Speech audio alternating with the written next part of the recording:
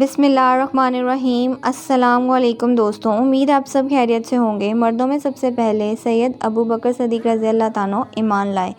آپ نبی کریم صلی اللہ علیہ وسلم کے پہلے سے ہی دوست تھے۔ نبی کریم صلی اللہ علیہ وسلم اکثر ان کے گھر آتے اور ان سے باتیں کیا کرتے تھے۔ ایک دن حضرت حکیم بن حزم رضی اللہ تعالیٰ عنہ کے پاس بیٹھے تھے کہ ان کی ایک باندی وہاں آئی اور کہنے لگی، آج آپ کی پھوپھی ختیجہ نے یہ دعویٰ کیا ہے کہ ان کے شوہر اللہ تعالیٰ کی طرف سے بھیجے ہوئے پیغمبر ہیں، جیسا کہ موسیٰ علیہ السلام تھے۔ حضرت ابو بکر صدیق رضی اللہ تعالیٰ عنہ نے جو ہی حضرت حکیم رضی اللہ تعالیٰ عنہ کی باندی کی یہ بات سنی، چپکے سے وہاں سے اٹھے اور نبی کریم صلی اللہ علیہ وسلم کے پاس آ گئے اور آپ سے اس بارے میں پوچھا۔ اس پر آپ نے حضرت ابو بکر صدیق رضی اللہ تعالیٰ عنہ کو وحی آنے کا پورا واقعہ سنایا اور بتایا کہ آپ کو تبلیغ کا حکم دیا گیا ہے۔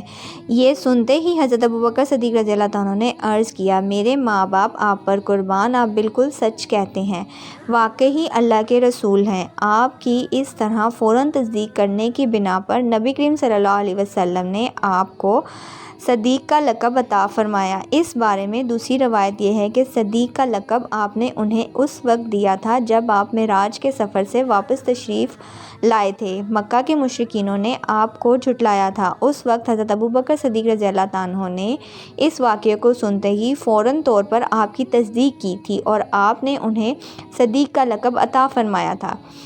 عرض ابو بکر صدیق رضی اللہ تعالیٰ عنہ نے آپ کی نبوت کی تصدیق فوری طور پر کر دی۔ حضرت ابو بکر صدیق رضی اللہ تعالیٰ عنہ کا نام نبی کریم صلی اللہ علیہ وسلم نے عبداللہ رکھا، اس لیے کہ اس سے پہلے ان کا نام عبدالکعبہ تھا۔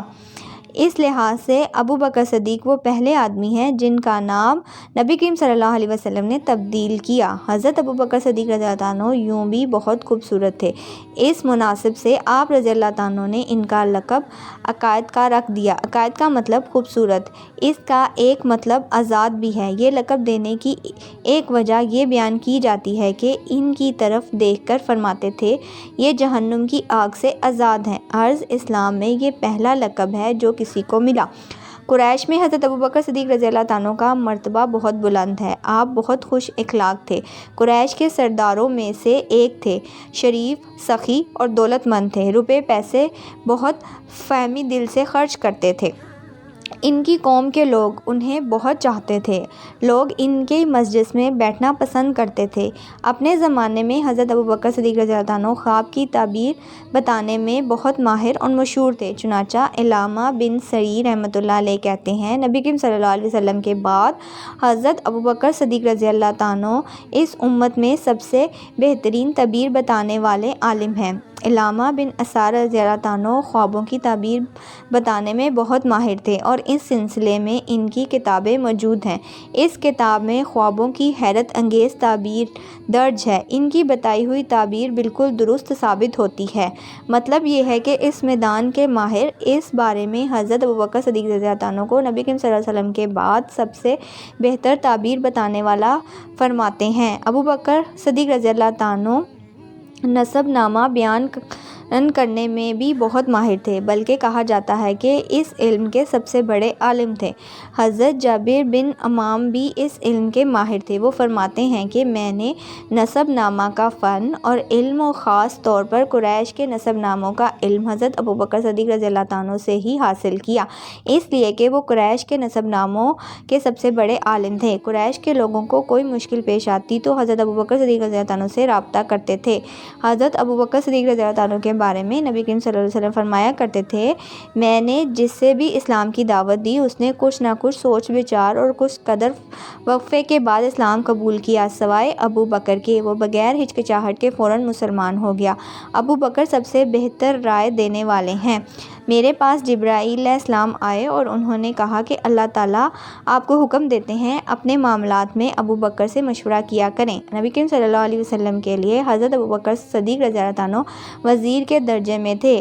آپ ہر معاملے میں ان سے مشورہ لیا کرتے تھے۔ ایک حدیث میں آتا ہے کہ نبی کریم صلی اللہ علیہ وسلم فرماتے ہیں، اللہ تعالیٰ نے میری مدد کے لیے 4 وزیر مقرر فرمائے ہیں، ان میں سے 2 آسمان والے ہیں یعنی جبرائیل اور میکائیل علیہ السلام، اور 2 زمین والے ہیں، ایک ابو بکر اور دوسرا عمر رضی اللہ تعالیٰ عنہ۔ اسلام لانے سے پہلے حضرت ابو بکر صدیق رضی اللہ تعالیٰ عنہ نے ایک خواب دیکھا تھا۔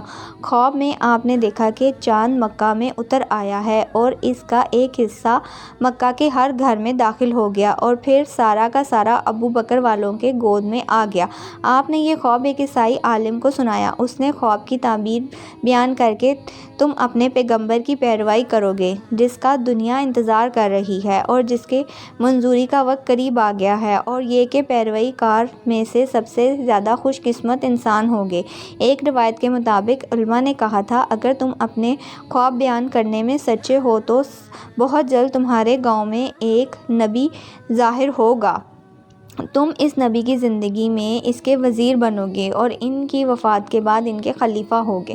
کچھ عرصے بعد ابو بکر صدیق رضی اللہ تعالیٰ عنہ کو یمن جانے کا اتفاق ہوا۔ یمن میں ایک بڑا عالم کے گھر ٹھہرے۔ اس نے آسمانی کتابیں پڑھ رکھی تھیں۔ ابو بکر صدیق رضی اللہ تعالیٰ عنہ کو دیکھ کر اس نے کہا، میرے خیال ہے تم حرم کے رہنے والے ہو اور میرا خیال ہے تم قریشی ہو اور تم تمی خاندان سے ہو۔ ابو بکر صدیق رضی اللہ تعالیٰ عنہ نے جواب میں فرمایا، ہاں تم نے بالکل ٹھیک کہا۔ اب اس نے کہا، میں تم سے ایک بات اور کہتا ہوں، تم ذرا اپنے پیٹ پر سے کپڑا ہٹا کر دکھاؤ۔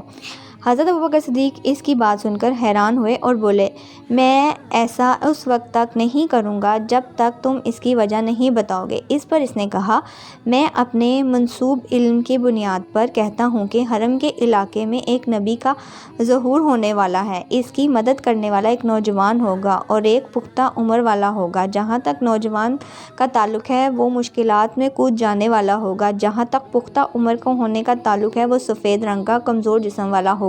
اس کے پیٹ پر ایک بال دار نشان ہوگا، حرم کا رہنے والا تمی خاندان کا ہوگا۔ اور اب یہ ضروری نہیں کہ تم مجھے اپنا پیٹ دکھاؤ کیونکہ بلکہ سب علامات تم میں موجود ہیں۔ اس کے بعد اس بات پر حضرت ابوبکر صدیق رضی اللہ عنہ نے اپنے پیٹ پر سے کپڑا ہٹایا۔